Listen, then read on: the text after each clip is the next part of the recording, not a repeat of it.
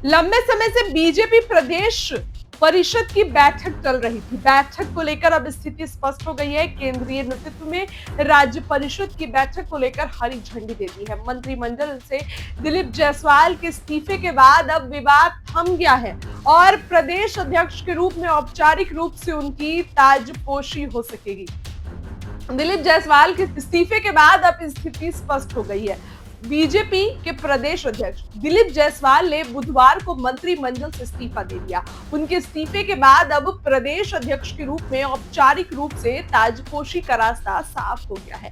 Bharatiya Janata party की ओर से राज्य परिषद की बैठक को लेकर तारीख तय कर दी गई है। एक व्यक्ति एक पद के सिद्धांत प्रिंसिपल को लेकर बीजेपी की केंद्रीय इकाई की ओर से दिलीप जायसवाल पर मंत्रिमंडल से इस्तीफे के लिए दबाव था। आपको बता दें कि 19 जनवरी को राज्य परिषद की बैठक होनी थी, लेकिन बैठक लगातार चल रही थी। दिलीप जायसवाल बैठक के लिए केंद्र से समय मांग रहे थे। अब केंद्र की ओर से समय तय कर दी गई है और आगामी 4 मार्च को राज्य परिषद की बैठक होनी है। बापू सभागार में राज्य परिषद की बैठक बुलाई गई है। बैठक में दिलीप जायसवाल के चयन पर औपचारिक तौर पर मुहर लग जाएगी और वह पूर्णकालिक अध्यक्ष बन जाएंगे। 19 जनवरी को होने वाली बैठक के लिए मनोहर लाल खट्टर पर्यवेक्षक बनाए गए हैं। संभव है कि इस बार भी पर्यवेक्षक के दौर पर वे ही आएंगे।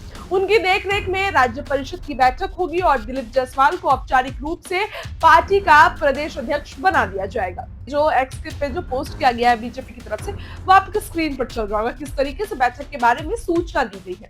वहीं राजनीतिक विशेषज्ञ का मानना है कि बीजेपी के अंदर जो विवाद चल रहा था अब वह खत्म हो गया है। दिलीप जायसवाल ने एक व्यक्ति एक पद के सिद्धांत को मानते हुए मंत्रिमंडल से इस्तीफा दे दिया है। ऐसे में केंद्र ने राज्य परिषद की बैठक को लेकर हरी झंडी दे दी है। अब देखिए, दिलीप जायसवाल ने कल इस्तीफा दे दिया। नरेंद्र मोदी बिहार आए, उसके बाद जेपी नड्डा बिहार आए और उसके बाद सडन बिहार में जो हुआ, अचानक दिलीप जायसवाल ने इस्तीफा दिया। हालांकि बीजेपी का जो प्रिंसिपल है कि एक आदमी एक ही पद पे रह सकता है, तो दिलीप जायसवाल ने इसके तहत इस्तीफा दिया और उसके बाद कल मंत्रिमंडल का विस्तार हुआ। आपने देखा 7 जो है मंत्री बीजेपी कोटे से आए हैं।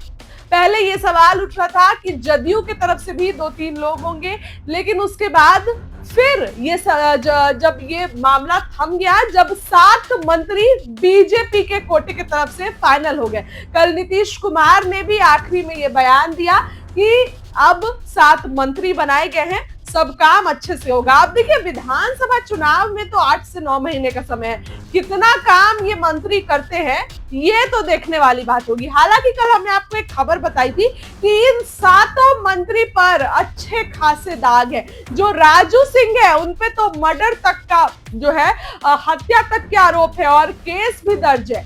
हालांकि अब ये 7 मंत्री नीतीश कैबिनेट में इनको जगह मिल गई है। कल इन्होंने शपथ ले लिया है।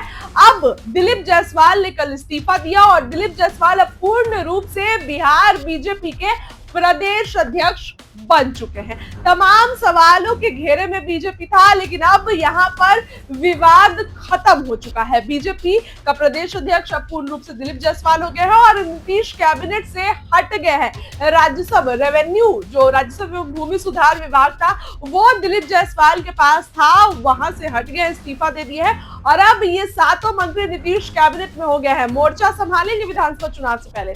फिलहाल इस खबर के लिए इतना ही। क्या कहना है कमेंट करके बताइए। बहुत बहुत धन्यवाद।